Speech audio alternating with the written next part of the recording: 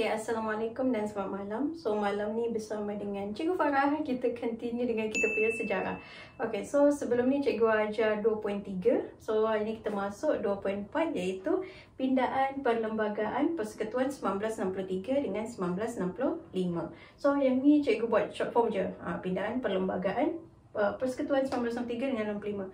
Okay, so sebelum korang tahu apa itu 19, yang perlembagaan 1963 ni dengan 65, korang kena tahu dulu perlembagaan Tanah Melayu 1957. So sebelum dipindahnya, dipindah, so inilah yang asal. So perlembagaan Tanah Melayu 1957. Okay, so perlembagaan perlembagaan Tanah Melayu ni 1957 ni dia time kita merdeka. Lepas tu dia adalah asas kepada perlembagaan Persekutuan Malaysia 1963. Lepas tu kenapa dia dipindah? So ada sebab dia. Pertama, ni sebab dia dipindah kerana penggabungan Tanah Melayu, Sabah, Sarawak dengan Singapura. So cikgu buat short form je. Okay, so bila bergabung ni, dia kena pastikan perlembagaan ni sesuai dengan peruntukan negeri baharu ke dalam perlembagaan. Maksudnya nak buat macam satu undang-undang yang sesuai untuk semua negeri ni sebab dah bergabung kan. Okay, so bila dah kenapa lagi satu sebab kenapa dipindah, kerana tanpa ubah kedudukan negeri sedia ada. So tak naklah macam Sabah Sarawak kan almost the same dia punya peraturan. So tak nak nanti kena pindah pergi tiba-tiba Sabah Sarawak jadi tempat ni ke apa ke, tak nak berubah kedudukan. So nak kekalkan, so nak ubah dari segi undang-undang je, dari segi perlembagaan je. Gitu. Okay. So bila dah faham ni, barulah kita masuk pindaan perlembagaan 1963. So bila dipindah selepas pembentukan Malaysia. Sebab bila dah digabungkan ni, barulah dinamakan Malaysia. Okay, so barulah dengan cara apa diubah? Dengan memasukkan klausa baharu pada bahagian tertentu. So, kenapa kena masukkan klausa baharu ni? Untuk sesuaikan dengan keperluan semasa. Maksudnya keperluan time tu. Okay, so ada 3 perkara yang telah dipindah dalam perlembagaan ni. Yang pertama, struktur mahkamah atasan. Lepas tu yang kedua, pembentukan mahkamah tinggi Borneo. Lepas tu yang ketiga, jawatan yang Pertua Negeri. So ni 3 perkara ni. Selepas 3 perkara ni dipindah, barulah nanti ada buat pindaan 1965 sebab Singapura keluar daripada Malaysia. Okay, so cikgu explain apa yang dipindah, maksudnya yang 3 perkara ni. So yang ni cikgu padam Okay, padam.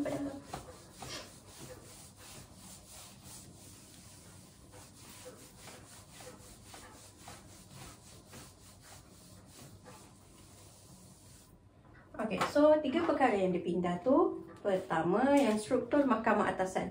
So, struktur mahkamah atasan ni dia pindah. So, cikgu buat satu je. Maksudnya perkara pertama yang diubah tu yang struktur mahkamah atasan. Iaitu dia kena ikut model mahkamah tertinggi England. So, dalam mahkamah tertinggi England, dia ada 2 mahkamah. Iaitu mahkamah atasan, barulah mahkamah rayuan. Mahkamah rayuan. Okay, so untuk mahkamah atasan dan mahkamah rayuan, so dekat Malaysia, dia tak dipanggil sebagai mahkamah atasan, dipanggil sebagai mahkamah persekutuan. Mahkamah persekutuan. So, mahkamah persekutuan ni ditubuhkan dekat mana? Di Persekutuan Tanah Melayu, dekat Sabah dengan Sarawak, dekat Singapura. Okay, lepas tu dalam mahkamah atasan ataupun mahkamah persekutuan ni boleh buat apa? Dia boleh, ni dia punya roles, dia punya tanggungjawab dia. Boleh dengar mana-mana persoalan perlembagaan ataupun pertikaian antara kerajaan persekutuan dengan kerajaan negeri. So, cikgu buat short form je. Tu maksud dia dalam tanggungjawab mahkamah persekutuan ni. So, kalau kerajaan persekutuan dengan kerajaan negeri ada macam pertelingkahan ke, ada sefahaman ke, so boleh dibangkitkan dalam mahkamah persekutuan. Boleh bicara dalam ni. Itu. Okey, lepas tu baru kita masuk dalam perkara kedua yang diubah tu. Okay, so habis yang perkara pertama.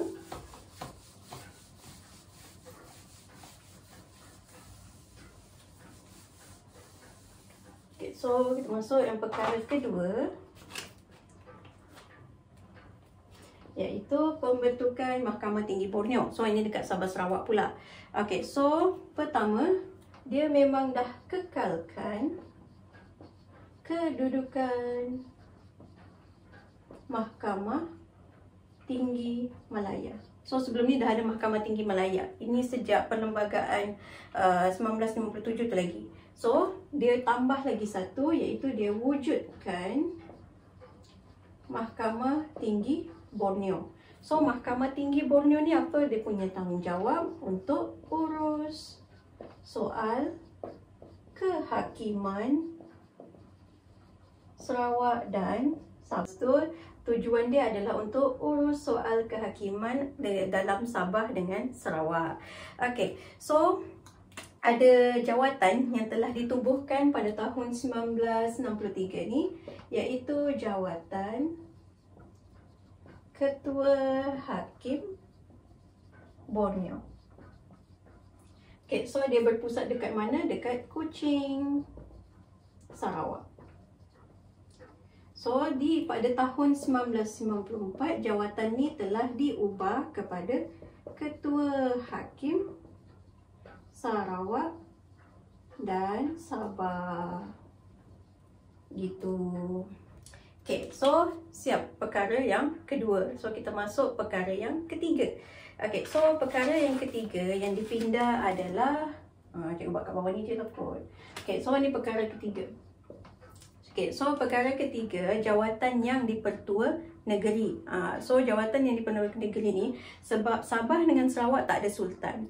So Sabah dengan Sarawak diketuai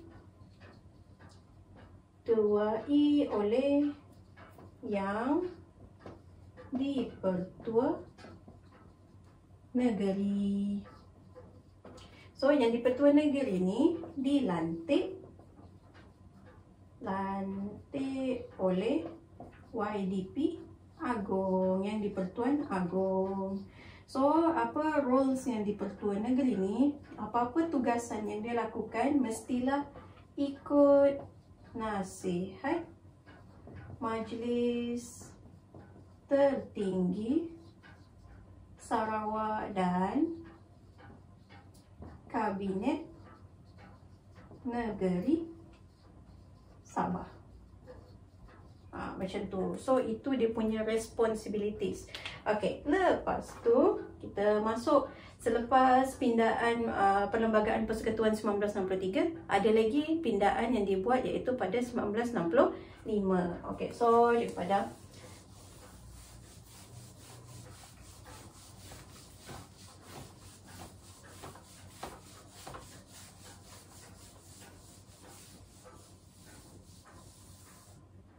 Okay, so yang pindaan yang 1965, dia ni cikgu buat yang perkara yang kedua, bukan perkara yang kedua lah, tapi pindaan yang seterusnya iaitu pindaan Perlembagaan 1965. So Perlembagaan 1965 ni diusulkan oleh Tunku Abdul Rahman. So Tunku Abdul Rahman time ni adalah Perdana Menteri yang pertama. Okay, so selain daripada pindaan Perlembagaan 1965, dipanggil juga sebagai pindaan Singapura. Sebab time ni Singapura nak keluar daripada Malaysia. So dia diusulkan di mana? Di Parlimen. Okay, so Parlimen pun dia telah luluskan, semua Parlimen meluluskan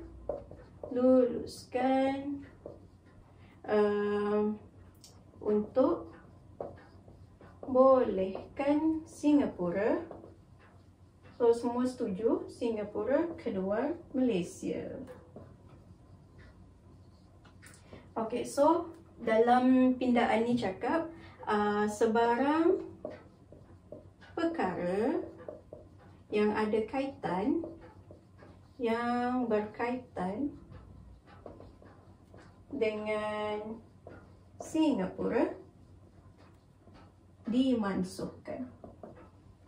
Maksudnya bukan dibatalkan, bukan dibuang terus, mansuh. Mansuh ni postpone.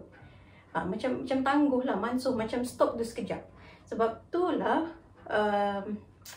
Perdana Menteri Singapura banyak kali pesan dengan rakyat dia, berhati-hati sebab kita ni tengah membangunkan tanah orang. Macam tu lah, cikgu tak sure. Ada cikgu baca quotes dia tu. Macam tu. Kalau rajin, tengok-tengok lah.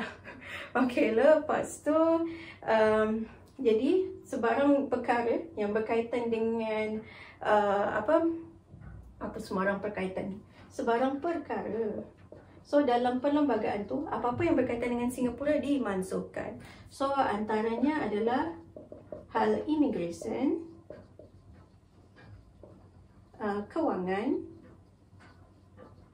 hubungan luar. Maksudnya diorang boleh berhubung dengan negara mana pun. Sebab tu diorang boleh berhubung dengan Israel. Lepas tu dan dari segi pertahanan. Tak kisah dulu nak letak tentera ke, nak apa ke, bantu negara lain ke, tak apa, tak kisah. Memang hal Singapura. Gitu. So habislah chapter 2. Barulah kita masuk nanti chapter 3.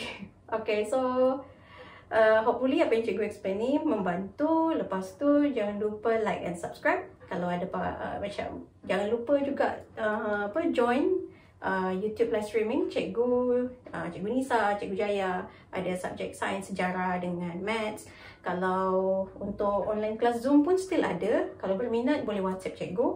Lepas tu tu je lah. Untuk Zoom meeting ada banyak lagi subjek. Account, fizik, kimia tu semua ada.